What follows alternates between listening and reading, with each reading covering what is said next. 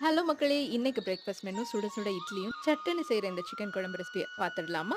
1/2 KG சிக்கனுக்கான measurement சொல்லியிருக்கேன். 15 பல் பூண்டு, அதனுடைய 1 போர்ஷன் அதிகமா இஞ்சி, 15 பல் சின்ன வெங்காயம், 1 பச்சை மிளகாய், 7, 8 கிராம்பு, 1 துண்டு பட்டை, 1/2 டீஸ்பூன் கசகசா, 1/2 டீஸ்பூன் சோம்பு அரைச்சுக்கோங்க. தேவையான அளவு எண்ணெய் சேர்த்து, எண்ணெய் காஞ்சதும் சோம்பு அரைச்சு கல்லுப்பு 1/2 டீஸ்பூன் சேர்த்து கலந்துக்கோங்க.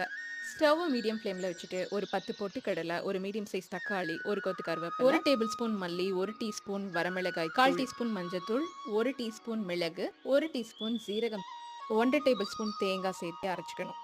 அரைச்சு வெங்காயத்தோட ஆட் பண்ணி 10 நிமிஷம் நல்லா கொதிச்சதுக்கு அப்புறம் சிக்கன் ஆட் பண்ணி 5 நிமிஷம் கொதிக்கட்டும். கருவேப்பிலை ஒரு கொத்து சேர்த்து 2 விசில் வச்சு பிடி கொத்தமல்லியும் 1 டேபிள் ஸ்பூன் தேங்காய் எண்ணெயும் சேர்த்தா சிக்கன் குழம்பு சூப்பரா ரெடி ஆயிடுச்சு. மணக்க சமைச்சு லவ்வோட பரிமாறினா ஆரோக்கியம் தானே வந்துடும். சரிதானங்க?